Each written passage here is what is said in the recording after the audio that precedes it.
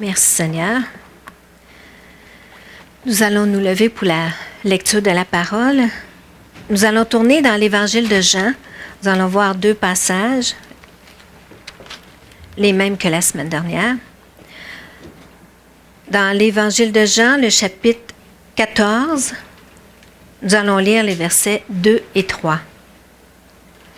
Il y a plusieurs demeures dans la maison de mon Père. Si cela n'était pas, je vous l'aurais dit, je vais vous préparer une place.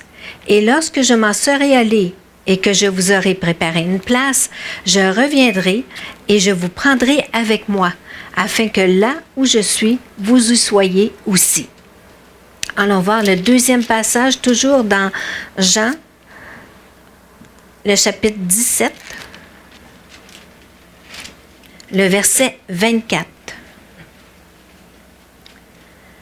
Père, je veux que là où je suis, ceux que tu m'as donnés soient aussi avec moi, afin qu'ils voient ma gloire, la gloire que tu m'as donnée, parce que tu m'as aimé avant la fondation du monde. Amen. Vous pouvez vous asseoir. Jésus promet de nous prendre avec lui pour l'éternité, là où il demeure, c'est-à-dire au ciel. La semaine dernière, nous avons commencé notre visite virtuelle du ciel avec la mort. Évidemment, il faut passer par la mort. Alors, nous mourons, notre corps retourne à la terre, notre âme monte au ciel. Le Seigneur Jésus, c'est lui qui nous accueille. Nous entrons au ciel et nous nous reposons de nos œuvres. Je fais un bref résumé de la semaine dernière. Nous avons terminé en disant que notre repos serait interrompu par un événement extraordinaire que nous allons voir maintenant. Alors que nous nous reposons au ciel et que nous faisons des rencontres enrichissantes, comme nous avons vu la semaine dernière, une trompette retentira. Le signal sera donné. La voix de l'archange annoncera l'enlèvement de l'Église. Le Seigneur lui-même descendra du ciel pour accueillir son épouse dans les airs. Ce sera le temps pour nous de retourner sur terre afin de revêtir notre nouveau corps ressuscité et glorifié dont nous avons parlé la semaine dernière. Ce sera un événement extraordinaire comme il n'y en a jamais eu. Des milliers de personnes de par le monde entier vont disparaître en un instant, en un clin d'œil.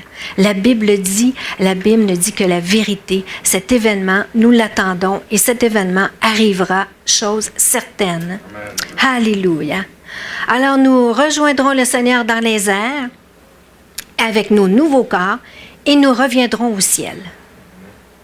C'est à ce moment-là que nous passerons tous devant le tribunal de Christ, comme il est écrit dans 2 Corinthiens 5, les versets 9 et 10.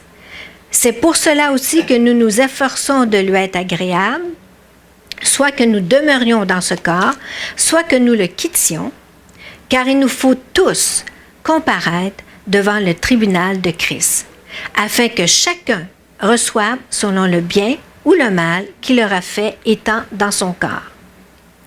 Le terme grec traduit par tribunal peut être employé de 2 façons.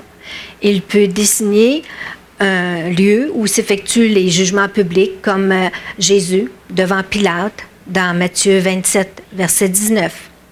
Mais il peut aussi désigner l'estrade sur laquelle les athlètes victorieux se tenaient pour recevoir leur couronne. Comme la question du péché et de ses conséquences a été réglée définitivement pour nous par la mort de notre Sauveur, Paul fait ici référence au moment où nous recevrons nos récompenses, comme les athlètes. Lorsque Paul dit selon le bien ou le mal qu'il aura fait étant dans son corps, le mot original traduit par mal signifie inutile ou sans valeur. Il ne s'agit pas du sens moral du mot « mal » qui est rattaché au péché, car comme nous l'avons dit, pour nous, la question du péché à ce moment-là est déjà réglée. Alors, le mot « mal » est employé dans le sens de quelque chose qui est inutile pour le royaume éternel de Dieu. Qu'est-ce qui sera jugé comme étant inutile et sans valeur? Eh bien, toutes choses mondaines, c'est-à-dire liées à notre vie dans ce monde, qui ne sont pas impies en soi, mais qui n'ont aucune valeur éternelle. Par exemple, magasiner. C'est pas péché, mais cette activité n'a aucune valeur éternelle pour le royaume de Dieu. D'autres exemples, faire du sport, cuisiner, faire une balade à la campagne, écrire de la poésie, et ainsi de suite. Ces choses neutres, sur le plan moral, seront jugées devant le tribunal de Christ. Si elles ont été accomplies dans l'intention de glorifier Dieu, car c'est possible, elles seront considérées comme bien. Mais si elles ont été faites dans des intérêts égoïstes, elles seront considérées comme mal, dans le sens d'inutile. Ça ne signifie pas qu'il faut cesser toute activité terrestre. Nous vivons sur Terre et certaines activités sont nécessaires à notre vie ici-bas. Mais ce que ça veut dire, c'est que si on est conscient de cela, eh bien, on va éviter d'être submergé et absorbé par ces choses au détriment de notre vie spirituelle. Nous pouvons aussi faire en sorte de glorifier Dieu à travers ces activités. Par exemple, je peux cuisiner soit en laissant mes pensées vagabonder à droite ou à gauche, ou en profiter pendant ce temps pour louer le Seigneur, tout en m'affairant autour de la cuisinière. Autre exemple, lorsque je fais des emplettes, je magasine, eh bien, je peux demander au Seigneur, donne-moi une opportunité de parler de toi à quelqu'un. Et je vous garantis que le Seigneur va le faire. Lorsque je me rends au boulot le matin, sur le trajet, si je suis 1 heure dans la route ou 30 minutes, peu importe, bien, pourquoi pas en profiter pour prier? Autrement dit, ce n'est plus de moins que de mettre en pratique Colossiens 3, versets 23 et 24, qui nous dit « Tout ce que vous faites, faites-le de bon cœur, comme pour le Seigneur et non pour des hommes, sachant que vous recevrez du Seigneur l'héritage pour récompense. Servez Christ, le Seigneur. » C'est sûr que dans le contexte ici, il s'agit des relations entre les serviteurs et les maîtres, autrement dit entre les employés et les patrons. Mais Paul généralise en utilisant le terme « tout ce que vous faites », c'est-à-dire pas seulement à votre travail, mais aussi à la maison, à l'église, partout où vous êtes. Ce que nous constatons, c'est que le Seigneur ne s'attarde pas aux gestes eux-mêmes, mais va beaucoup plus loin. Il regarde aux intentions et à l'attitude. Ce que je fais, je le fais pour moi-même ou pour le Seigneur. Je le fais de bon cœur ou avec une attitude égoïste, cherchant à satisfaire mes désirs personnels. Toutes les activités considérées comme inutiles pour le royaume de Dieu disparaîtront, comme le bois, la paille et le chaume. Il ne restera que ce qui peut être récompensé, ce qui aura une valeur éternelle. C'est ce que Paul explique dans 1 Corinthiens 3, les versets 11 à 15. Il est donc important de veiller non seulement sur ce que nous faisons pendant notre vie terrestre, mais sur la manière et le pourquoi nous le faisons. Notre vie, sous toutes ses facettes, doit refléter Christ. L'apôtre Pierre nous donne une petite idée de son côté de ce que c'est que de bâtir avec des matériaux durables. Dans 2 Pierre 1, 5 à 8, il est écrit « À cause de cela même, faites tous vos efforts pour joindre à votre foi la vertu, à la vertu la science, à la science la tempérance, à la tempérance la patience, à la patience la piété, à la piété l'amour fraternel, à l'amour fraternel la charité. Car si ces choses sont en vous et y sont avec abondance, elles ne vous laisseront pas oisifs ni stérile pour la connaissance de notre Seigneur Jésus-Christ. Oisif et stérile signifie inutile. Ces vertus nous rendront utiles pour le royaume de Dieu et elles résisteront au feu du jugement lorsque nous passerons devant le tribunal de Christ. Oisif et stérile veut dire inutile. Comme nous pouvons le constater, les œuvres sont secondaires. L'essentiel, c'est le caractère du croyant. Le but de Dieu est de nous transformer de gloire en gloire afin de nous rendre semblables à son Fils. Cette transformation paraîtra dans le choix des œuvres que nous accomplirons et dans la manière que nous les ferons. Certains disent que les récompenses sont secondaires. L'essentiel, c'est d'être sauvé. Et à cause de cette mentalité, ils vivent leur vie chrétienne avec nonchalance. C'est très dangereux. Premièrement, ils prennent le risque de perdre leur salut. car lorsqu'on marche avec nonchalance, on risque de s'écarter de l'étroit chemin et de retourner à notre ancienne vie. Deuxièmement, nous ignorons ce que seront ces récompenses. La Bible parle de couronne. Peut-être qu'aujourd'hui, ça nous intéresse plus ou moins. Mais lorsque nous serons là-haut devant le tribunal de Christ et que nous comprendrons ce que cela implique, peut-être que nous allons changer d'idée, mais il sera trop tard. Si nous n'avons pas bâti avec les bons matériaux, nous perdrons nos récompenses. Nous serons sauvés comme à travers du feu, nous dit 1 Corinthiens 3, verset 15. Pourquoi prendre un tel risque? Donc, nous avons comparu devant le tribunal de Christ et nous avons reçu nos récompenses. C'est le moment des réjouissances. Enfin, l'épouse n'est plus séparée de son époux. Christ, notre fiancé bien-aimé, nous présente à son Père. Celui qui organisera les noces, comme dans la parabole de Matthieu 22, où il est écrit au verset 2, « Le royaume des cieux est semblable à un roi qui fit des noces pour son fils. » Christ nous présente son Père qui est assis sur son trône. Le trône de Dieu fait partie des merveilles que nous verrons au ciel. Tournez avec moi dans Apocalypse, verset 4. À partir du verset 2. Apocalypse, chapitre 4, excusez, j'ai dit verset, c'est chapitre 4. À partir du verset 2. 2 à 11. Aussitôt, je fus ravi en esprit. Et voici, il y avait un trône dans le ciel, et sur ce trône, quelqu'un était assis. N'oubliez pas, la semaine dernière, ce que nous avons dit, c'est que Jean a utilisé des images avec notre langage terrestre. Mais ça ne veut pas dire nécessairement que ce sont tous des symboles. Il y a des symboles, mais il y a aussi de la réalité. C'est pas fictif. C'est vrai. Alors, ce que nous allons lire, c'est vrai aussi.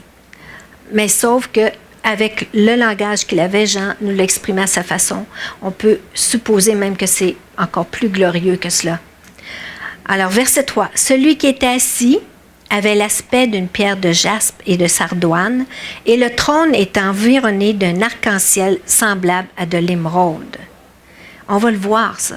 Persévérons jusqu'à la fin, ça vaut la peine. Autour du trône, je vis 24 trônes, et sur ces trônes, 24 vieillards assis, revêtus de vêtements blancs et sur leur tête des couronnes d'or. Du trône sortent des éclairs, des voix et des tonnerres. Imaginez la scène. Devant le trône brûlent 7 lampes ardentes qui sont les 7 esprits de Dieu. Il y a encore devant le trône comme une mer de verre semblable à du cristal. Au milieu du trône et autour du trône, il y a 4 êtres vivants remplis d'yeux devant et derrière. Le premier être vivant est semblable à un lion. Le second être vivant est semblable à un veau. Le troisième être vivant à la face d'un homme, et le quatrième être vivant est semblable à un aigle qui vole. Les 4 êtres vivants ont chacun 6 ailes, et ils sont remplis d'yeux tout autour et au-dedans.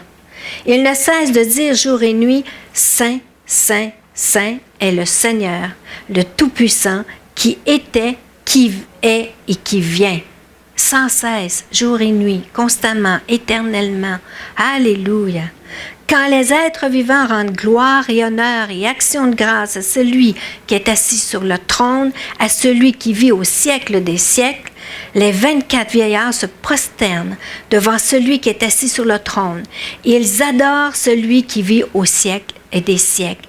Ils jettent leur couronne devant le trône en disant: « Tu es digne, notre Seigneur et notre Dieu, de recevoir la gloire et l'honneur et la puissance, car tu as créé toutes choses, et c'est par ta volonté qu'elles existent et qu'elles ont été créées. Dieu, l'Éternel, est le Créateur. » Alléluia! Le temps nous manque pour voir chacun des éléments décrits. Ce passage est d'une telle richesse qu'il pourrait faire l'objet d'une prédication à lui tout seul. Certainement que nous serons émerveillés, que nous fléchirons les genoux et courberons la tête devant tant de splendeur et de majesté. Le prophète Daniel, dans Daniel 7 et versets 9 et 10, décrit le trône de Dieu en ces termes. « Je regardais pendant que l'on plaçait des trônes, et l'Ancien des jours s'assit. » Dieu. Son vêtement était blanc comme la neige, et les cheveux de sa tête étaient comme de la laine pure. Son trône était comme des flammes de feu, et les roues comme un feu ardent.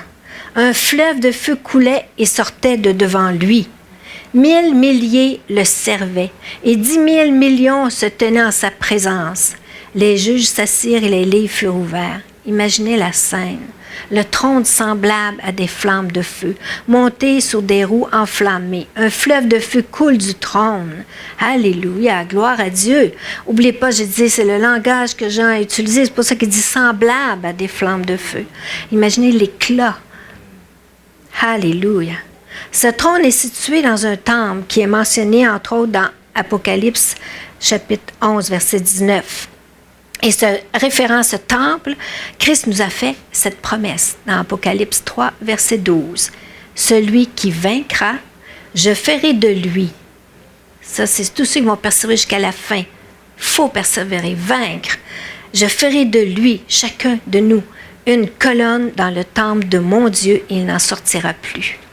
Alléluia, pour l'éternité. La colonne représente la stabilité, la permanence, l'immuabilité. Alléluia, dans notre état éternel, il n'y aura plus de chute, il n'y aura plus de péché. Nous serons immuablement saints et justes. Alléluia. Les colonnes sont aussi une marque d'honneur. Christ nous promet une place d'honneur pour l'éternité en sa présence, car le temple représente la présence de Dieu. Après cette rencontre extraordinaire avec le Père, c'est le moment de festoyer. L'époux est uni à l'épouse, Christ uni à l'Église, voici venus les noces de l'agneau. Apocalypse 19, versets 7 et 8. Réjouissons-nous et soyons dans l'allégresse et donnons-lui gloire. Gloire, toute la gloire est toujours à Dieu pour toutes choses. Car les noces de l'agneau sont venues et son épouse s'est préparée. Et il lui a été donné de se revêtir d'un fin lin éclatant, pur, car le fin lin, ce sont les œuvres justes des saints. Le vêtement de la mariée représente d'une part la justice de Christ qui lui est imputée. C'est ce que signifie « il lui a été donné ». C'est une justice qui ne vient pas d'elle-même. C'est la justice de Christ qui lui a été imputée. Donc, il lui a été donné. Et d'autre part, ce vêtement représente aussi les œuvres justes, c'est-à-dire les œuvres utiles qui ont résisté au feu du jugement lorsque nous sommes passés devant le tribunal de Christ. C'est pour cela qu'il est mentionné que l'épouse s'est préparée. Elle s'est préparée elle-même. Cette préparation relève de notre responsabilité et elle s'effectue ici-bas, pendant notre vie terrestre. Les invités seront nombreux au repas de noces, entre autres, tous les saints de l'Ancien Testament seront invités. Matthieu 8, verset 11 identifie spécifiquement Abraham, Isaac et Jacob. Ce festin durera 7 années terrestres. Pendant ce temps, sur la terre, ce sera la grande tribulation. Jésus a décrit ce temps terrible dans Matthieu 24, verset 21, « Car alors la détresse sera si grande qu'il n'y en a point eu de pareil depuis le commencement du monde, depuis la création, jusqu'à présent, et qu'il n'y en aura jamais plus. » Jamais. À la fin de ces 7 années, dans le ciel, le festin des noces prendra fin. Le signal sera donné de nous préparer à accompagner notre Seigneur qui revient sur la terre. Il revient pour vaincre tous ses ennemis et établir son règne pendant 1000 ans, tel qu'il est écrit dans Apocalypse 19, les versets 11 à 14. La suite des événements est décrite au chapitre 20. Christ est victorieux, c'est la fin de toutes choses. Je passe vite car ce n'est pas le sujet de ce matin. Le chapitre 21 est des plus intéressants par contre. Tournez avec moi dans Apocalypse 21.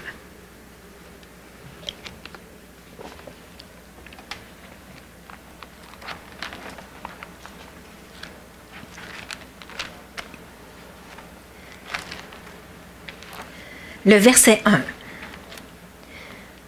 « Puis je vis un nouveau ciel et une nouvelle terre, car le premier ciel et la première terre avaient disparu et la mer n'était plus. » C'est le début de l'ordre éternel qui est notre héritage en Christ. Si Dieu nous a révélé ces choses, c'est pour nous encourager à persévérer. à ne pas regarder notre vie, comme je disais la semaine passée, horizontalement juste sur cette terre, mais plutôt en avançant vers le ciel, vers notre héritage qui nous attend. L'expression « un nouveau ciel, une nouvelle terre » provient de 2 passages tirés du livre d'Ésaïe. Ésaïe 66, 22, que nous ne lirons pas, et Ésaïe 65, 17, où il est écrit « Car je vais créer de nouveaux cieux et une nouvelle terre, on ne se rappellera plus les choses passées, elles ne reviendront plus à l'esprit. » N'est-ce pas merveilleux de savoir que nous ne nous souviendrons plus de notre vie sur cette terre ou encore de ceux que nous aimons qui n'ont pas accepté le Seigneur et qui ont été jetés dans les temps de feu? Ça aurait été impossible de vivre un bonheur éternel avec des souvenirs, de tels souvenirs, mais Dieu est bon, Dieu a prévu tout. En quelque sorte, il va faire une remise à neuf de notre mémoire. Merci Seigneur. Avez-vous remarqué ce que dit Jean au sujet de la mer? Et la mer n'était plus. Actuellement, la planète Terre est recouverte aux 3/4 d'eau. Elle est le seul endroit connu dans l'univers où il y a suffisamment d'eau pour maintenir la vie, car l'eau symbolise le maintien de la vie dans l'écologie du monde actuel. Notre corps terrestre a besoin d'eau pour vivre. Le sang est composé à 90% d'eau et la chair en contient 65%. Mais nos corps glorifiés auront des besoins très différents. Le principe de vie du nouveau ciel et de la nouvelle terre sera totalement différent de la création actuelle. Il n'y aura plus de mer, donc plus de cycle de l'eau avec l'évaporation qui produit les nuages desquels descendent la pluie, comme aujourd'hui nous vivons. Il y aura un fleuve sortant du trône de Dieu, mais ce ne sera pas un fleuve d'eau ordinaire, ce sera un fleuve d'eau de la vie, comme il est écrit dans Apocalypse 22, verset 1. Continuons notre lecture au verset 2. « Et je vis descendre du ciel, d'auprès de Dieu, la ville sainte, la nouvelle Jérusalem, préparée comme une épouse qui s'est parée pour son époux. » La capitale de l'État éternel est appelée la ville sainte parce que tous ceux qui l'habitent sont saints. Ce sont tous les rachetés de tous les temps et de toutes les nations, et ça nous inclut. La ville est présentée comme une épouse parce que l'épouse y habite. Lorsqu'on pense à une ville, on pense à un lieu de relation, d'activité, de responsabilité, un lieu d'unité, de socialisation, de communion et de coopération. Mais ce ne sera pas du tout comme sur cette terre, car les habitants de la Nouvelle Jérusalem sont parfaitement saints. Nous vivrons et nous travaillons ensemble en parfaite harmonie. L'unité a toujours été essentielle pour Dieu. C'est pourquoi nous devons dès ici-bas chercher à protéger et à encourager l'unité dans l'Église. Par la prière, oui, mais aussi en profitant de toutes les occasions pour manifester notre amour les uns vers les autres, non seulement en parole, mais en action également. Le concept d'une ville nous montre aussi que nous ne serons pas oisifs dans l'ordre éternel. Proverbe 12, verset 27 dit que le précieux trésor d'un homme, c'est l'activité. Pour le moment, nous ne savons pas ce que seront nos activités et nos responsabilités. Nous savons que nous adorerons et servirons le Seigneur. Nous savons aussi que nous régnerons à ses côtés. Mais en quoi consiste ce service? Sur qui ou sur quoi régnerons-nous? Ce sont des choses cachées que Dieu ne nous a pas révélées. Nous allons les connaître lorsque nous serons réellement en haut. Parce que ce matin, c'est une visite virtuelle. Mais un jour, en persévérant jusqu'à la fin, nous serons en haut pour vrai. Et là, nous saurons ces choses cachées. Nous les vivrons. Dieu n'aura pas besoin de nous les révéler parce que nous allons les vivre. Alléluia. Ce dont nous pouvons être certains, par contre, dès ici-bas, c'est qu'il n'y aura pas de fatigue liée à nos activités là-haut. Il n'y aura pas d'accident de travail ni de burn-out. Il n'y aura pas d'injustice. Il n'y aura pas de course aux promotions. Il n'y aura pas d'envie, de jalousie. Il n'y aura plus rien de ça. Ça va être dans la joie et la paix que nous servirons le Seigneur. Alléluia. Continuons au verset 3. « Et j'entendis du trône une forte voix qui disait, « Voici le tabernacle de Dieu avec les hommes, il habitera avec eux et ils seront son peuple, et Dieu lui-même sera avec eux. » Notre plus grande récompense, notre bonheur suprême réside dans la personne de Dieu. Comme il est écrit dans le psaume 73, verset 25. « Quel autre ai-je au ciel que toi, et sur la terre je ne prends plaisir qu'en toi. » Alléluia. Verset 4. « Il essuiera toute larme de leurs yeux, et la mort ne sera plus. Il n'y aura plus ni deuil, ni cri, ni douleur, car les premières choses ont disparu. » Quelle promesse merveilleuse! Il n'y aura plus rien qui va nous chagriner, plus rien qui nous fera verser des larmes. La douleur, la souffrance auront disparu pour toujours. Nous ne pleurerons plus un être cher décédé, car la mort n'existera plus. Alléluia! Les versets 5 à 7. « Et celui qui est assis sur le trône dit, « Voici, je fais toutes choses nouvelles. » Et il dit écrit, car ces paroles sont certaines et véritables. Et il me dit, c'est fait. Pour lui, c'est fait. Je suis l'alpha et l'oméga, le commencement et la fin. À celui qui a soif, je donnerai de la source de l'eau de la vie gratuitement. Celui qui vaincra héritera ces choses. Je serai son Dieu et il sera mon fils. Alléluia. Il est écrit, je fais toutes choses nouvelles. C'est une nouvelle création, un nouvel ordre. Rien de ce que nous connaissons ne subsistera. Il n'y aura ni rouille, ni teigne, comme il est écrit dans Matthieu 6, verset 20. Il n'y aura plus de décomposition, d'imperfection et de laideur. Il n'y aura plus d'animaux féroces ou de créatures dangereuses comme des plantes toxiques, les insectes et les serpents venimeux. Il n'y aura plus d'infirmité ni de maladie. Ce sera un royaume éternel de paix, de joie et de justice. Il n'y aura plus de crainte ni de peur. Dans Marc 13, verset 31, Jésus a dit « Le ciel et la terre actuels passeront, mais mes paroles ne passeront point. » Alléluia. Ces paroles certaines et véritables ne passeront point. Elles s'accompliront avec certitude. Elles sont l'objet de notre espérance. Ces choses merveilleuses que nous venons de voir ne font pas partie d'un récit fabuleux. Ce n'est pas une fable. Elles font partie de la réalité à venir. Et nous en hériterons si nous persévérons jusqu'à la fin. C'est ce que dit le verset 7. Celui qui vaincra héritera ces choses. Alléluia. Maintenant, puisque nous allons habiter la Jérusalem céleste, allons la visiter. Toujours au chapitre 21, nous allons avancer au verset 10 et 11.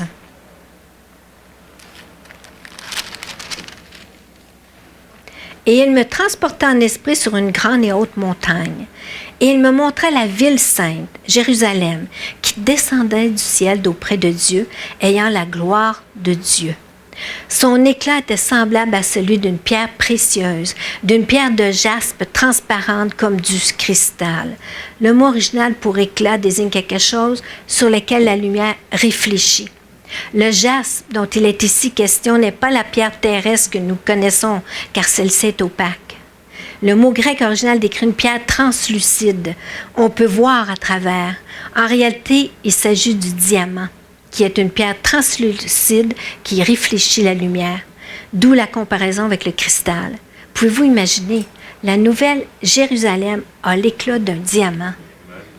Alléluia. Continuons notre lecture au verset 12 à 14.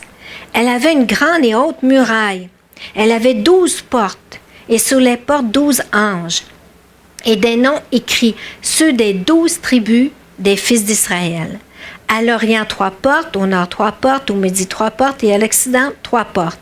La muraille de la ville avait 12 fondements, et sur eux les 12 noms des 12 apôtres de l'agneau.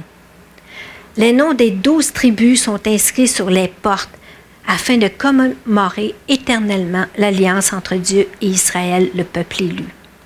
Et les noms des 12 apôtres de l'agneau sont inscrits sur les 12 fondements de la ville, rappelant éternellement l'alliance de Dieu avec l'Église, dont les apôtres sont le fondement, comme il est écrit dans Éphésiens 2, verset 20. Nous voyons que la distinction entre le peuple d'Israël et l'Église sera maintenue dans l'ordre éternel. Par contre, les deux groupes ne forment qu'une seule assemblée de citoyens dans la nouvelle Jérusalem. Alléluia. Continuons les versets 15 à 17. Celui qui me parlait avait pour mesure un roseau d'or afin de mesurer la ville, ses portes et sa muraille. La ville avait la forme d'un carré, et sa longueur était égale à sa largeur. Il mesura la ville avec le roseau et trouva 12 000 stades. La longueur, la largeur et la hauteur en étaient égales. Il mesura la muraille et trouva 144 coudées, mesure d'homme, qui était celle de l'ange. Le fait que la ville est une muraille démontre qu'il s'agit d'un lieu réel et matériel. Ce n'est pas un endroit imaginaire, vague ou flou. Il y a une muraille, il y a des portes par lesquelles nous pouvons entrer et sortir.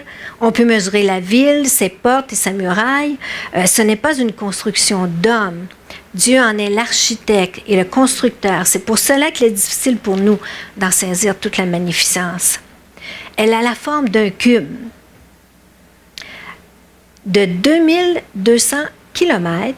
Ceux qui préfèrent les milles, c'est 1367 milles de longueur, largeur et hauteur. Vous imaginez. Sa muraille a 70 mètres d'épaisseur, ce qui fait 229 pieds. Alors, la ville a la forme d'un cube. Si l'on superposait cette cité aux États-Unis actuels, elle s'étendrait du Canada jusqu'au golfe du Mexique et du Colorado jusqu'à l'océan Atlantique. C'est une ville. C'est pas un pays, c'est une ville. Ça nous montre la grandeur de Dieu. Alléluia. Les versets 18 à 20. Alors, vous pouvez voir qu'il va y avoir suffisamment de place pour tous les racheter. Pour tous les saints, de tous les temps, de toutes les époques. Les versets 18 à 20. La muraille était construite en jaspe et la ville était d'or pur, semblable à du verre pur. Alors, c'est pas l'or qu'on connaît ici, parce que l'or ici n'est pas transparent. Les fondements de la muraille de la ville étaient ornés de pierres précieuses de toute espèce. Le premier fondement était de jaspe, le second de saphir, le troisième de chalcédoine, le quatrième d'émeraude, le cinquième de sardonyx, le sixième de sardoine, le septième de chrysolite, le huitième de béryl, le neuvième de topaze, le dixième de chrysoprase, le onzième d'hyacinthe, le douzième d'améthyste. Rappelons que le jaspe de la muraille est la même pierre qu'au verset 11, celle qui ressemble à un diamant. Donc, elle est donc translucide, la lumière passe à travers. La ville elle-même est translucide puisqu'elle est faite d'or pur, semblable à du verre pur. Du verre, c'est transparent. Donc, les murs et les édifices de la Nouvelle Jérusalem seront transparents afin de permettre à la gloire de Dieu d'irradier de la ville. Est-ce que ça vous met mal à l'aise de savoir que les murs de votre future demeure vont être transparents? Soyez sans crainte, lorsque nous serons rendus là-haut, il n'y aura plus rien de caché, plus rien de privé, et ça ne nous dérangera pas du tout. Alléluia. Les fondements de la muraille sont décrits comme des pierres précieuses. Ces pierres sont très difficiles à identifier car le nom de certaines d'entre elles a changé au cours des années. Mais elles forment, ce qui est bon de retenir, elles forment un ensemble de couleurs chatoyantes et lumineuses qui contiennent toutes les nuances, que ce soit de bleu, de vert, de jaune, de rouge, de violette et de pourpre. Alors imaginez la scène, la Nouvelle Jérusalem descendant du ciel d'une beauté à couper le souffle, des rayons lumineux et de couleurs flamboyantes jaillissent de la cité et baignent tout l'univers recréé. Alléluia, c'est notre cité, c'est là que nous allons vivre pour l'éternité. Alléluia. Comme notre Dieu est grand et bon de nous faire participer à tout cela. Continuons au verset 21. Très intéressant, les portes. Les 12 portes étaient 12 perles. Chaque porte était d'une seule perle. La place de la ville était d'or pur, comme du verre transparent. Les perles ont toujours été d'un grand prix. Les perles dont il est ici question n'ont rien à voir avec celles produites par des huîtres. Elles sont produites par Dieu lui-même. Elles illustrent une vérité spirituelle profonde.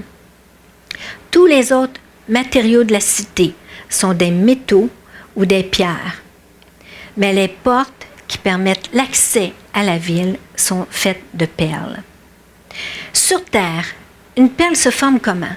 Elle se forme dans la chair vivante de l'huître. Elle est le résultat de la réaction de l'huître à une blessure produite par un corps étranger. L'huître confectionne la perle en enrobant de nacre le corps étranger qui l'a blessé. Christ a souffert et a été crucifié par l'humanité impie, un peu comme l'huître qui souffre du corps étranger. Christ a répondu à cette blessure incommensurable en ouvrant l'accès au ciel. Le salut est la perle de Dieu offerte aux hommes. Les portes en perles sont là pour nous rappeler éternellement que c'est grâce au sacrifice de Christ que nous avons accès à la Nouvelle Jérusalem. Il y a 12 portes réparties sur les 4 murs de la ville, ce qui démontre que le salut est offert à toutes les nations, qu'elles soient du nord, du sud, de l'est ou de l'ouest. Alléluia. Verset 22. Je ne vis point de temple dans la ville, car le Seigneur Dieu Tout-Puissant est son temple ainsi que l'agneau. Le temple sur terre représentait la présence de Dieu. Les Israélites se rendaient au temple pour rencontrer l'Éternel. Dans la Jérusalem céleste, il n'y aura plus de temple, car la présence de Dieu et de l'agneau transcendra les cieux et ne sera plus restreinte à un seul lieu de manifestation. Personne n'aura à se rendre à un endroit en particulier pour adorer Dieu. La vie et l'adoration seront une seule et même chose. Jamais notre communion avec Dieu n'aura été si intense et intime. Aujourd'hui, notre communion avec Dieu est imparfaite, mais dans l'ordre éternel, elle deviendra parfaite, complète et sans limite. Alléluia. Notre joie ne viendra ni des promesses, ni de la foi, ni de l'espérance, car ces choses seront passées. Nous serons en présence de Dieu, la source même de la joie et du bonheur. Nous ne marcherons plus par la foi, nous marcherons par la vue. Alléluia. Verset 23. La ville n'a besoin ni du soleil ni de la lune pour l'éclairer, car la gloire de Dieu l'éclaire et l'agneau est son flambeau. Présentement, la terre dépend du soleil et de la lune. Ces astres lui procurent le cycle de lumière et d'obscurité qui lui sont nécessaires pour maintenir la vie. Dans la nouvelle création, ces astres seront inutiles, car la lumière sera produite par la gloire de Dieu et par l'agneau. Rappelons-nous l'expérience de Paul sur le chemin de Damas et qui nous est rapportée dans Acte 9, les versets 3 à 8. Au verset 3, il est écrit qu'une lumière venant du ciel resplendit autour de lui. Cette lumière était celle de l'agneau de Dieu, Jésus-Christ. Elle était si intense que Paul en a été aveuglé et qu'il est même resté aveugle pendant 3 jours. Dans la Jérusalem céleste, nous ne serons pas aveuglés par la lumière divine, mais au contraire, nous serons éclairés. Et pas seulement au sens physique, mais également au sens spirituel. Car lorsque nous baignerons perpétuellement et éternellement dans la lumière de Dieu et de l'agneau, nous serons remplis de la connaissance des choses de Dieu. Alléluia. Les versets 24 à 27. Les nations marcheront à sa lumière et les rois de la terre y apporteront leur gloire. Ses portes ne se fermeront point le jour, car là, il n'y aura point de nuit. On y apportera la gloire et l'honneur des nations. Il n'entrera chez elles rien de souillé, ni personne qui se livre à l'abomination et au mensonge. Il n'entrera que ceux qui sont écrits dans le livre de vie de l'agneau. Au-delà de la destruction matérielle de la Nouvelle Jérusalem, ce qui est merveilleux, c'est que rien ne pourra la souiller. Rien de mauvais ou d'impur ne pourra y pénétrer. Son éclat ne sera jamais amoindri, ni sa pureté entachée de quelque manière que ce soit.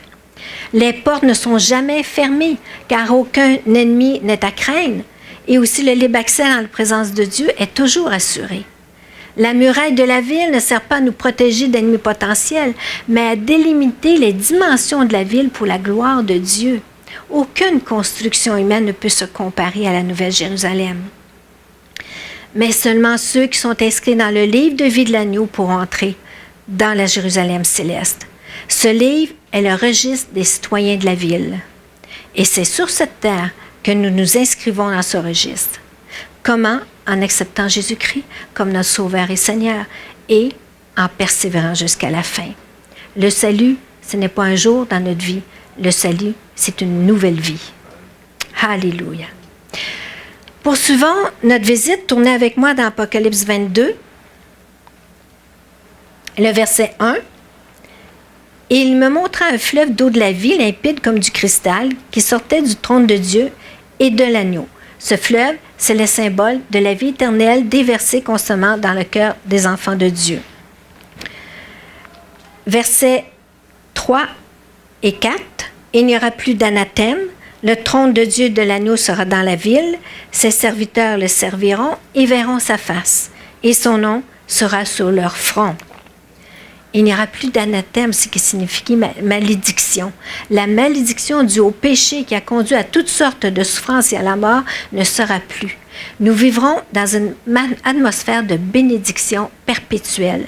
Bénir signifie faire du bien, accorder un bienfait, faire prospérer quelqu'un.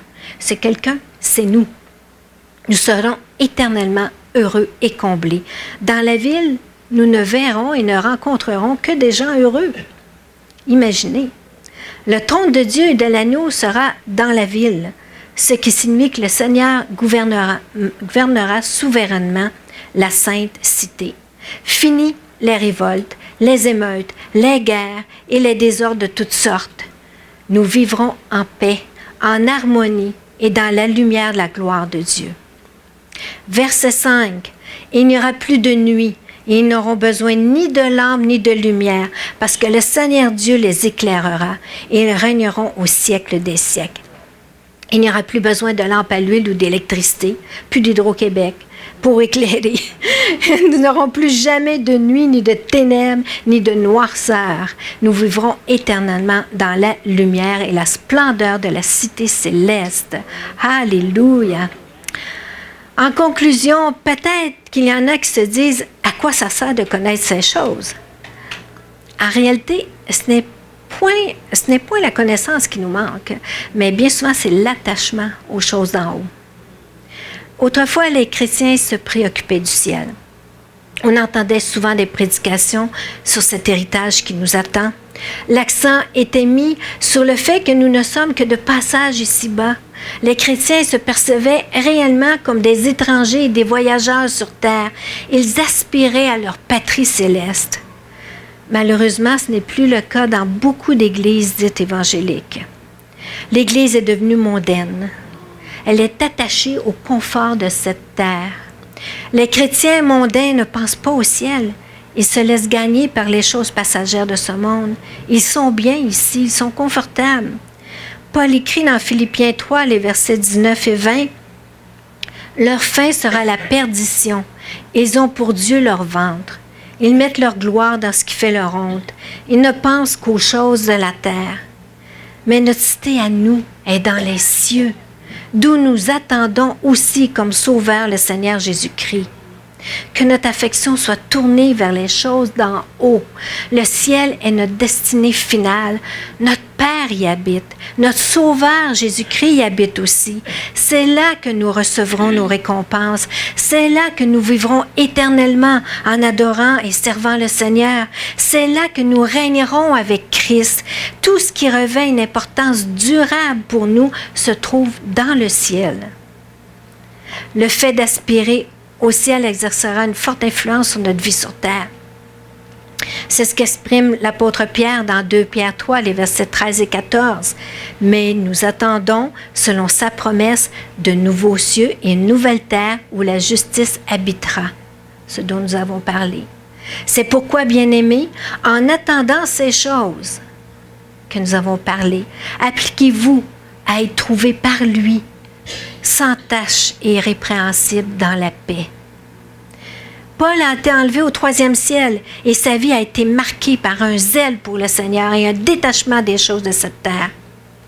Dans Hébreux 11 et versets 9 et 10, il est écrit au sujet d'Abraham que c'est par la foi qu'il vint s'établir dans la terre promise, comme dans une terre étrangère, habitant sous des tentes, temporairement, une habitation temporaire, des tentes, ainsi qu'Isaac et Jacob, les co-héritiers de la même promesse, car il attendait la cité qui a de solides fondements, celle dont Dieu est l'architecte et le constructeur, la Nouvelle Jérusalem dont nous avons parlé.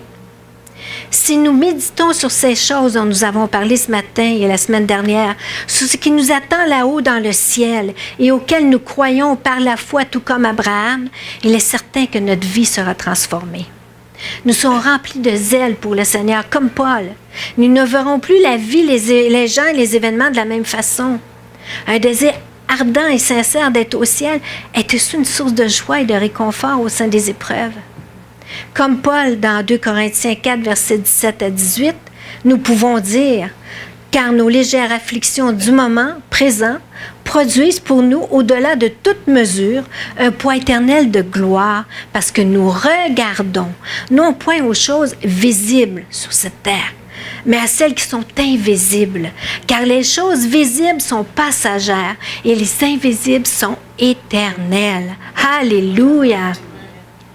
Les Saintes Écritures font allusion au ciel plus de 500 fois. Cela démontre combien c'est important pour Dieu. Se concentrer sur le ciel, c'est se concentrer sur Dieu qui y réside. En tournant notre cœur vers Dieu, nous l'honorons plus que toute autre chose.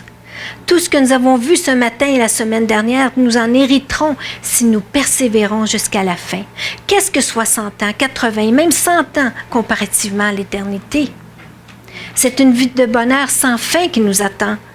Ne la ratons pas en nous attachant de la rouille et de la teigne à des choses temporaires et passagères issues de cette terre, des choses de si peu d'importance comparativement à la nouvelle création qui nous attend pour l'éternité. Ceux qui n'ont pas encore pris leur décision de suivre le Seigneur, eh bien, ne doivent pas rater ce rendez-vous céleste et cette destinée merveilleuse. La grâce de Dieu est encore disponible aujourd'hui, mais les temps sont courts. Le Seigneur revient bientôt. Comme l'est écrit dans Apocalypse 22, verset 20, « Celui qui atteste ces choses dit, oui, je viens bientôt. » En terminant, j'aimerais que l'on écoute un petit cantique, « Voir mon Sauveur face à face ».